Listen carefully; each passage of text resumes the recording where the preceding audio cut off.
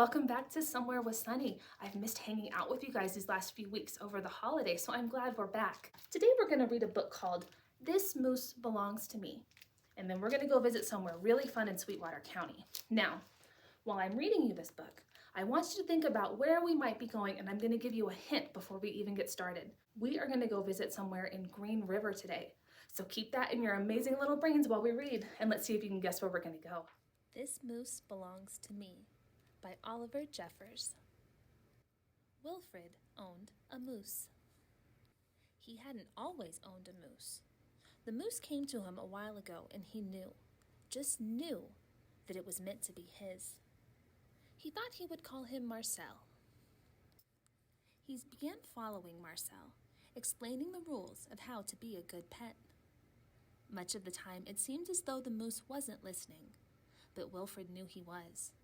Mostly because he followed rule number 4 very well, not making too much noise while Wilfred plays his record collection. Sometimes the moose wasn't a very good pet. He generally ignored rule number 7, going whichever way Wilfred wants to go. The moose had a very good sense of direction, and Wilfred did not. And because the moose was particularly poor on rule number 7, subsection B, maintaining a certain proximity from home, Wilfred quickly learned to bring some string along on their outings so he could find his way back again. Sometimes the moose was an excellent pet. He had no trouble at all with rule number 11, providing shelter from the rain.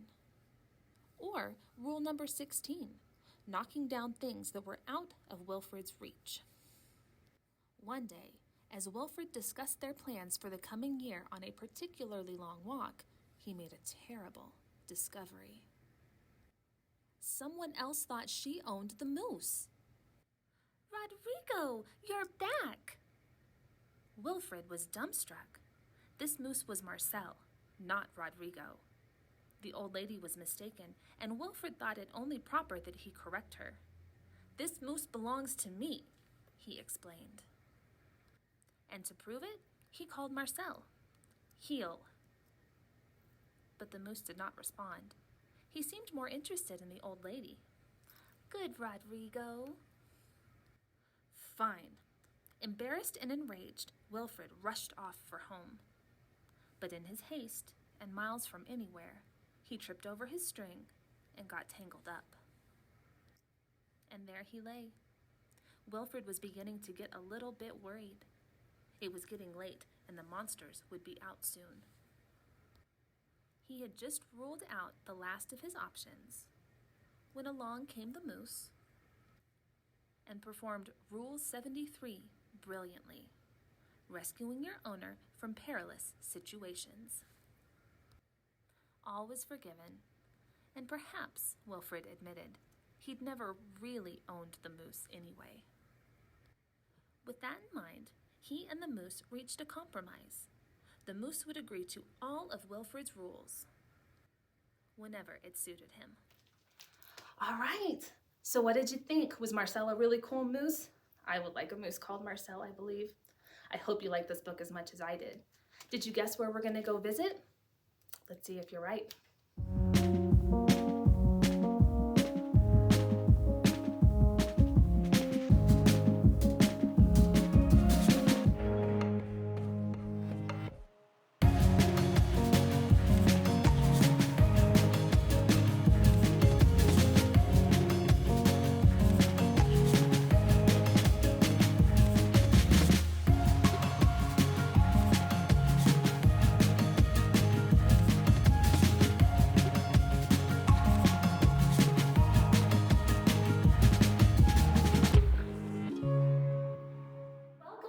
Everybody. Can everybody see what's on the wall behind me? Is that a bear? And can you kind of see up here above Miss Regina's head? That's a moose up there. We are at the Green River Game and Fish office here in Green River, Wyoming, with the regional office manager, Miss Regina. Miss Regina, thank you so much for joining us. Thank you. Could you tell the kids a little bit about what it means to be a regional office manager?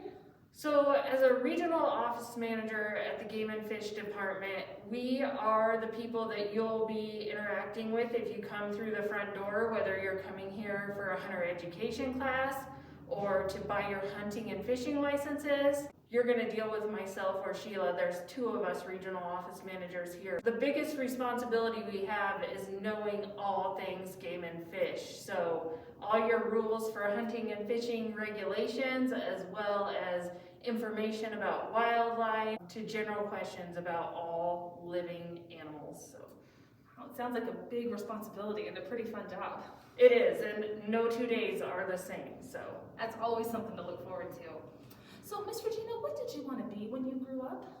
at first, I really wanted to be a veterinarian. I've always loved animals and the outdoors, so here I am at the Game and Fish. Still with animals, though. Yes, So, still in the same lane. Did you have a favorite animal growing up? my favorite animals were actually domestic animals. They were horses. Very cool. Did you have horses when you were little? I did not. I went through a horse phase too. I think that's pretty typical. Did you have a favorite kids book?